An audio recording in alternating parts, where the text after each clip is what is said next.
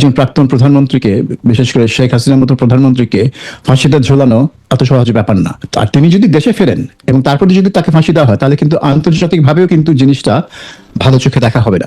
সরকারের মনোভাবটা খুব পরিষ্কার বোঝা যাচ্ছে না। আমার মনে হয় সরকার একটু দোদুল্যমান অবস্থা আছে এই বিষয়ে। আমি দেখলাম যে শেখ হাসিনার সাক্ষাৎকারে তিনি ওই দিকে একটা আভাস দিয়েছেন, কারণ তিনি কি করছেন এখন সেই জিনিস ব্যাখ্যা করতে গিয়ে তিনি এক জায়গায় বলেছেন যে আন্তর্জাতিক সম্প্রদায়ের সাথে তার যোগাযোগ তিনি বজায় রাখছেন।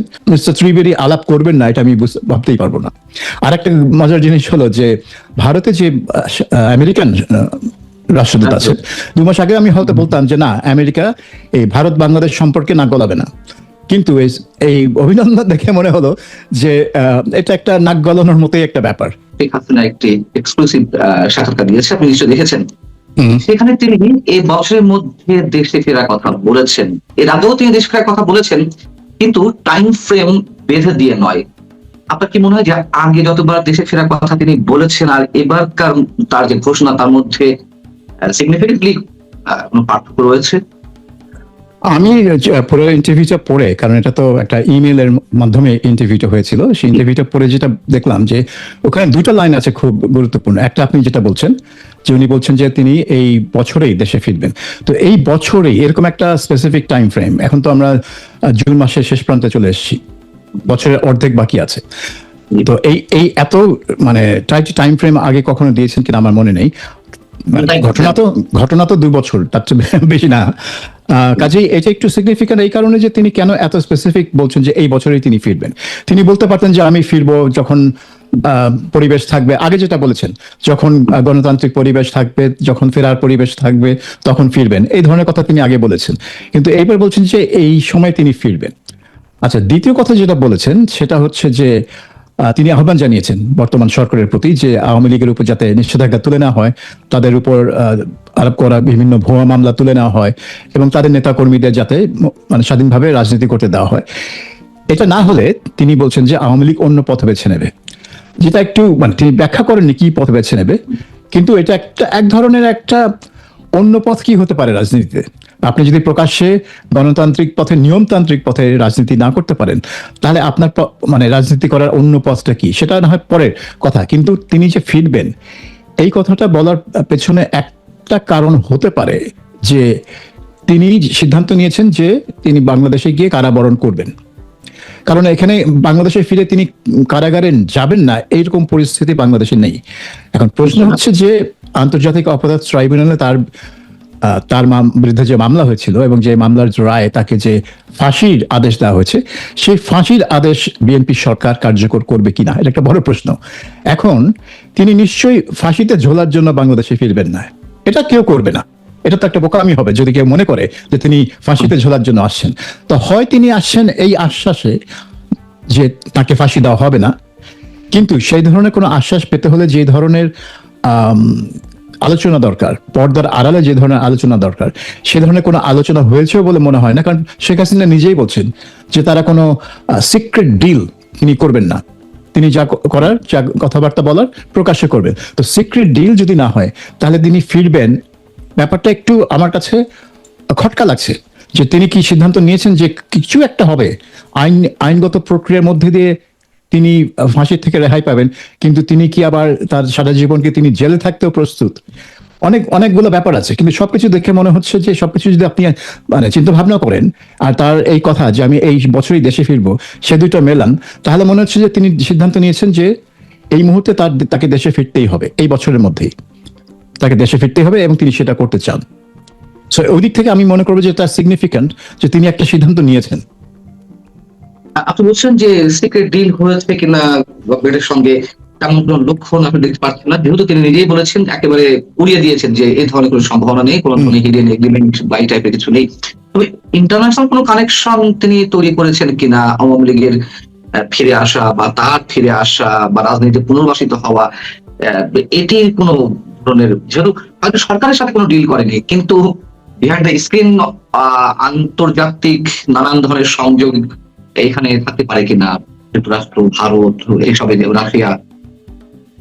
আমি দেখলাম যে শেখ হাসিনার সাক্ষাৎকারে তিনি ওই দিকে একটা আভাস দিয়েছেন, কারণ তিনি কি করছেন এখন সেই জিনিস ব্যাখ্যা করতে গিয়ে তিনি এক জায়গায় বলেছেন যে আন্তর্জাতিক সম্প্রদায়ের সাথে তার যোগাযোগ তিনি বজায় রাখছেন এবং আন্তর্জাতিক সম্প্রদায়কে তিনি মানে বলতে পারেন লবি করছেন আওয়ামী লীগের পক্ষে, যে আওয়ামী লীগকে রাজনীতিতে ফিরতে দেওয়া উচিত, এই ধরনের একটা কাজ তিনি করছেন। তো এটা তিনি নিজেই বলেছেন সেই সাক্ষাৎকারে।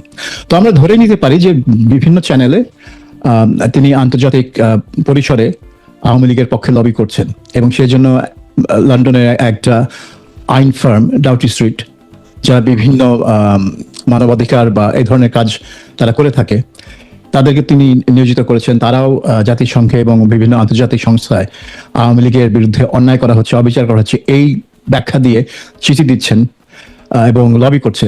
কাজেই আন্তর্জাতিক পরিসরে যে যোগাযোগ আছে তা নিয়ে কোনো সন্দেহ নেই।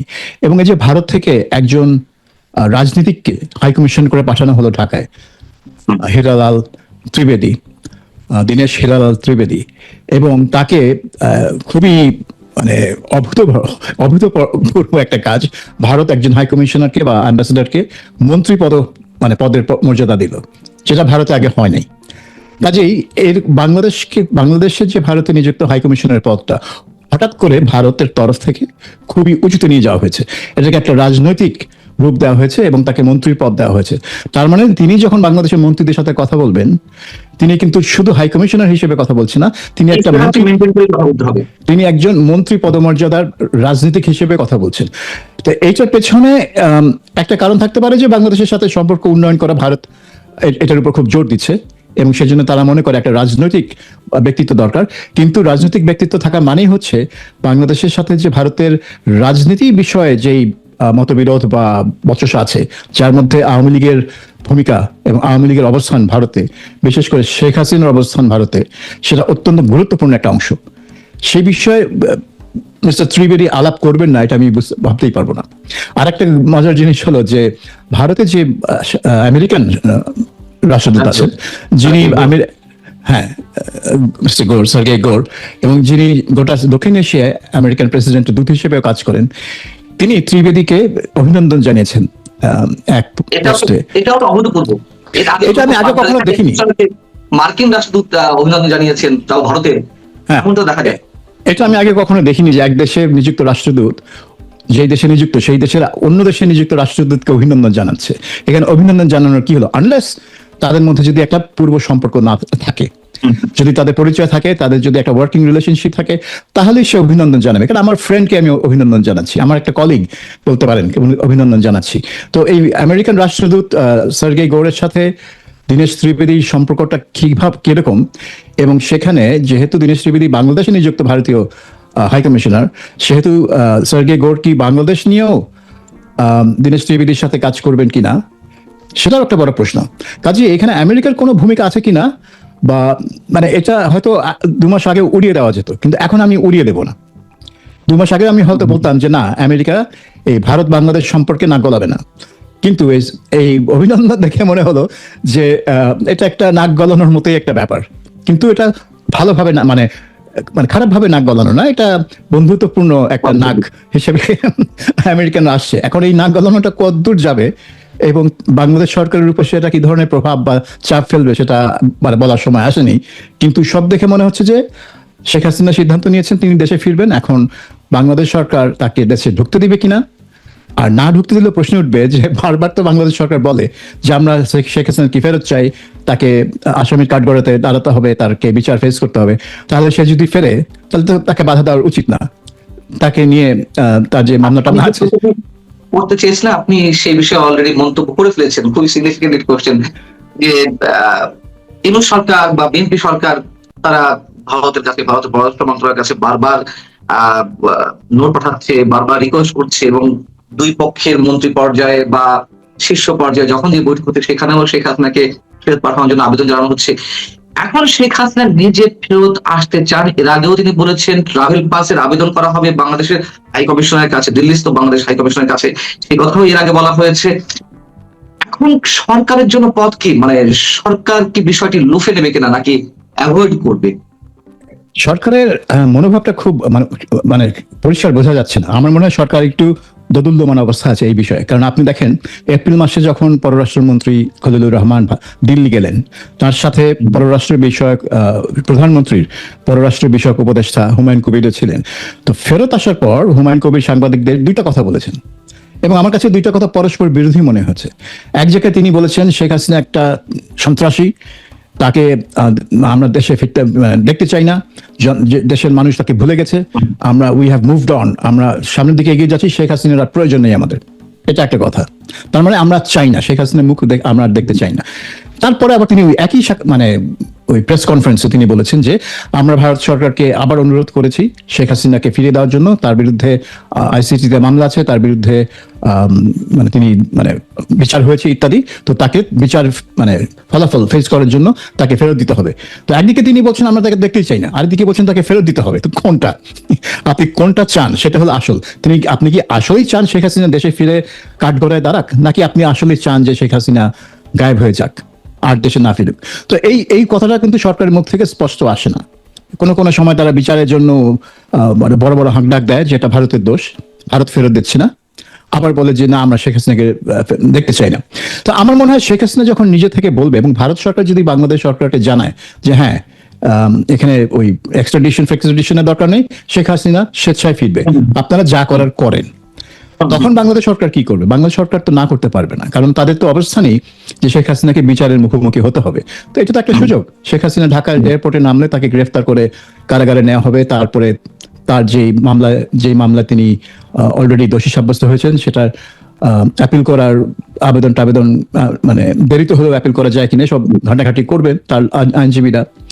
এখন এই প্রক্রিয়া কিভাবে যাবে আমি জানি না, সেটা হচ্ছে এটা আইসিটি কতটা স্বাধীনভাবে কাজ করবে, কতটা সরকারের নির্দেশ অনুযায়ী কাজ করবে। এখন আমরা জানি বাংলাদেশের আদালত এইসব স্পর্শকাতর মামলায় খুব মানে রেয়ারলি তারা মানে সরকারের উচ্চার বিরুদ্ধে যায়।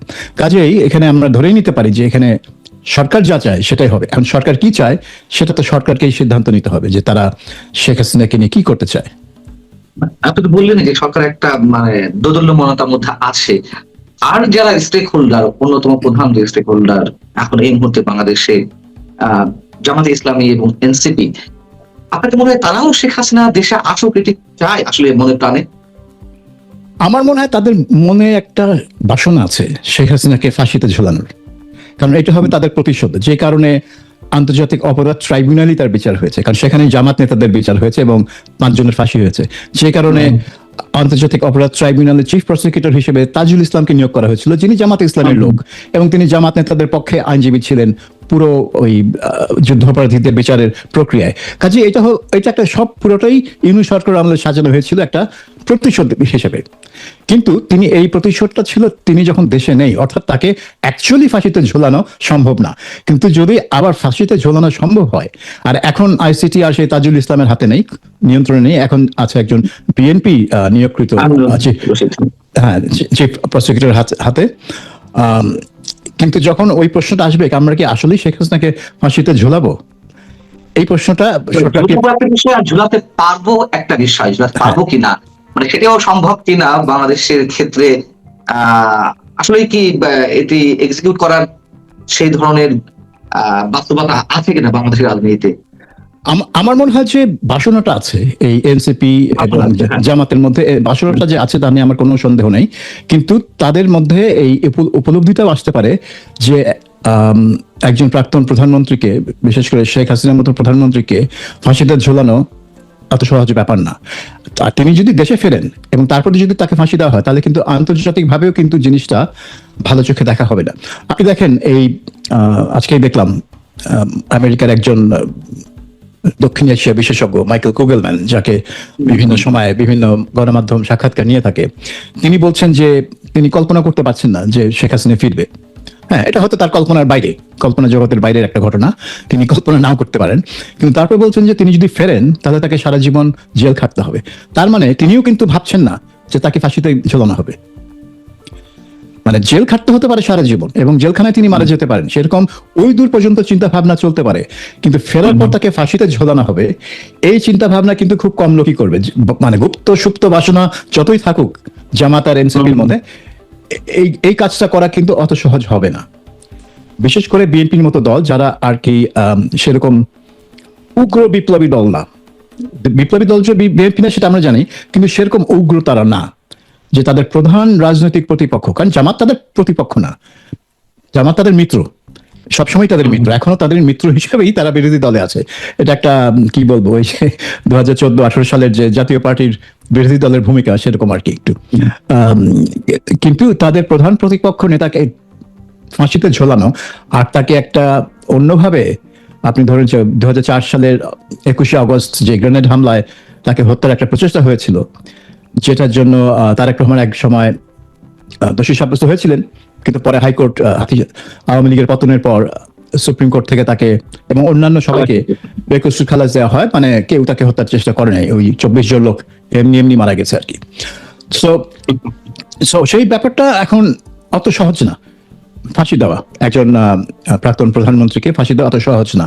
এবং সেই জন্য এই ফাঁসির কথাটা, এমনকি মাইকেল কুগলম্যান, যার কল্পনার বাইরে যে শেখ হাসিনা ফিরবেন এটা তিনি কল্পনাও করতে পারেন না, তিনিও কিন্তু ফাঁসি পর্যন্ত কল্পনা করতে পারছেন না। তিনি ওই সারা জীবন জেল খাটবেন এই পর্যন্ত যাচ্ছেন, যেটা ভাবা খুব সহজ। হ্যাঁ, সারা জীবন তিনি জেল খাটতে পারেন, জেলখানায় তার মৃত্যু হতে পারে, তার বয়স তো প্রায় 80 ছুঁই ছুঁই।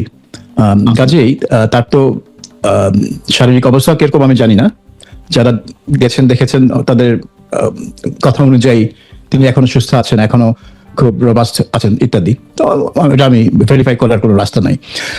তো এখন সেটাই মানে আপনার যে ওই কথা ঠিক যে এটা ফাঁসি পর্যন্ত যাবে কি না সেটা একটা বড় প্রশ্ন। এবং আমার মনে হয় তিনি যদি ফেরেন, তিনি ওই আশ্বাস নিয়েই ফিরবেন যে ফাঁসি পর্যন্ত যাবে না, কিন্তু তাকে কারাবরণ করতেই হবে। কত সময়ের জন্য সেটা অন্য ব্যাপার, কিন্তু তাকে কারাবরণ করতেই হবে। তিনি এর আগের একটা ইন্টারভিউতে বলেছেন সম্ভবত টাইমস অফ ইন্ডিয়াতে, এবং সেই ইন্টারভিউ ভারতের সব ধরনের গণমাধ্যমে কপি হিসেবে এসেছিল, টাইমস অফ ইন্ডিয়ার রেফারেন্স দিয়েই তিনি বলেছেন যে আমি ফিরবো, যে কোনো সময় ফিরবো এবং মাথা উঁচু করে ফিরবো। তার এই যে ফিরে আসা যদি সত্যি সত্যি বাস্তবে আমাদের দেখতে হয়, আপনার কি মনে হয় তার এই ফিরে আসার মধ্য দিয়ে তার যে ইমেজ সংকট 5 আগস্টের পরপর, 2024-এর 5 আগস্টের পরপরই দেখা দিয়েছিল, এগুলো তো আস্তে আস্তে একটু একটু হলেও রিকভার হচ্ছে এবং সত্যি সত্যিই তিনি মাথা উঁচু করে ফিরবেন? মানে এই মাথা উঁচু করে ফেরার সাথে তো অনেক বিষয় জড়িয়ে রয়েছে। দলীয় নেতা কর্মীরা তাকে রিসেপশন দেবে বা আওয়ামী লীগের রাজনীতিতে পুনর্বাসিত হবে, তিনি ফিরবেন ভিআইপি, একজন ভিভিআইপি, যেভাবে বিচারের মুখোমুখি হয় যদি তিনি দোষী সাব্যস্ত হয়ে থাকেন বা অন্যায় করে থাকেন। তিনি যেমন মানে আমরা দেখে তো কোথাও কোথাও যে ভিভিআইপি হিসেবেই বিচারের মুখোমুখি হচ্ছেন, সেই ধরনের কথা তিনি মেন করছেন কিনা, যদি মেন করেই থাকেন তাহলে সেটির বাস্তবতা আছে কিনা? ইউনূস সরকার যে কাজটা করেছে এই মুক্তিযুদ্ধের স্মৃতি এবং তার যে চেতনা সেটা ধ্বংস করার জন্য এবং বঙ্গবন্ধুর স্মৃতি ধ্বংস করার জন্য ইউনূস সরকার যেটা করেছে, এবং বিএনপি সরকার সেগুলো অনেক কিছু কিন্তু কন্টিনিউ করছে, মুখে বললেও কাজে কিন্তু তারা সেই ইউনূস সরকারের নীতির ধারাবাহিকতাই চলছে। এখন এইটা আমি বলবো যে আওয়ামী লীগের ইমেজ পুনরুদ্ধারে সহায়তা যত না করছে, তার চেয়ে বেশি যেটা করছে যে আওয়ামী লীগের মতো একটা দলের প্রয়োজনীয়তা মানুষের মনে সৃষ্টি করছে, যে না, এটা হয়ে যাচ্ছে একটা একতরফা শাসন। বিএনপি জামাত তারা একতরফা শাসন করছে, এটা একই ঘরানার দুইটা দল এবং তারা আদর্শ একদিক থেকে তারা একই ঘরানার, অর্থাৎ এই পার্লামেন্টে সেরকম বিরোধী দল বলতে কিছু নেই, এটা একচেটিয়া শাসন হচ্ছে। ঠিক একটু মানে আমি বাকশাল শব্দটা বলবো না, কিন্তু বাকশালে যেরকম 4-5টা দলকে নিয়ে একটা দল গঠন করা হয়েছিল, এবং এখানে একটা দল গঠন করা হয়নি, 2-3টা দল আছে, বিএনপি, জামাত, এনসিপি, কিন্তু তারা একভাবেই কাজ করে, কারণ তারা নিজেরাও দেখে তারা হচ্ছে আওয়ামী লীগ বিরোধী একটা জোটের মতো। জোট ওই অর্থে মানে আনুষ্ঠানিক না হলেও অনানুষ্ঠানিক একটা জোট আওয়ামী লীগ বিরোধী। কাজে তারা মনে করে তারা একসাথে থাকলে আওয়ামী লীগকে আটকানো যাবে, এটাই হচ্ছে তাদের আদর্শ। এখন এইখানে এই কারণে অনেকের মনে এই প্রশ্নটা আসছে যে আওয়ামী লীগের প্রয়োজনীয়তা আছে বাংলাদেশে, না হলে বাংলাদেশের রাজনৈতিক ভারসাম্য থাকছে না, এবং মানে বিশেষ করে বাংলাদেশের যে ইতিহাস, তার জন্মের যে ইতিহাস, সেই ইতিহাস বিকৃতিও আটকানো যাচ্ছে না। কাজেই এই কারণেই আওয়ামী লীগের মানে ইমেজ কি আছে আমি জানি না, কিন্তু আওয়ামী লীগের মতো একটা দলের যে প্রয়োজনীয়তা আছে সেটা অনেকের মনে আবার জাগ্রত হচ্ছে, এটা নিয়ে কোনো সন্দেহ নেই। আমার শেষ প্রশ্ন, আপনি মাইকেল কুগলম্যানের রেফারেন্স দিচ্ছিলেন যে তিনি কি বলেছেন, তিনি কল্পনাতেও আনতে পারেন না যে শেখ হাসিনা ফিরবেন। মাইকেল কুগলম্যানের কথা ভাবতে আপনার নিজের কাছে কি মনে হচ্ছে? আপনার দীর্ঘদিনের রাজনৈতিক অভিজ্ঞতা এবং যতটুকু ইতিহাস লব্ধ জ্ঞান আপনার, সেই জায়গা থেকে কি মনে হচ্ছে ফিরে আসাটা সহজ হবে শেখ হাসিনার জন্য বা ফিরবেন কিনা? না, ফিরেটা সহজ হবে না। ফিরে আসাটা প্রচন্ড ঝুঁকিপূর্ণ হবে, এটা নিয়ে কোনো সন্দেহ নেই। এখন উনার কথা শুনে মনে হচ্ছে উনি ঝুঁকিটা নিতে প্রস্তুত, কিন্তু এই যেটা আমি বললাম যে বাংলাদেশ সরকারকে একটা ডিলেমার মধ্যে ফেলে দিবে। তারা যদি শেখ হাসিনাকে ফিরতে না দেয়, তাহলে ভারত সরকার বলতে পারে যে তাহলে তুমি এই 1-1.5 বছর ধরে আমাকে খোঁচাই লাগানো যে মানে এক্সট্রাডাইট করো, এক্সট্রাডিশন চুক্তি আছে, কেন ফেরত দিবা না, তাকে বিচারের মুখোমুখি হতে হবে। এই তো তিনি ফিরতে চান। আর যদি ফেরত নেন, তাহলে তারা হজম করবে কি করে? কতদিন জেলে রাখবে শেখ হাসিনাকে? ফাঁসিতে ঝুলাতে পারবে বলে আমার মনে হয় না। এখন কি হয় কে জানে, বাংলাদেশে অনেক কিছু হয়েছে যেগুলো 6 মাস আগেও কারো মনে হয়নি যেটা হবে।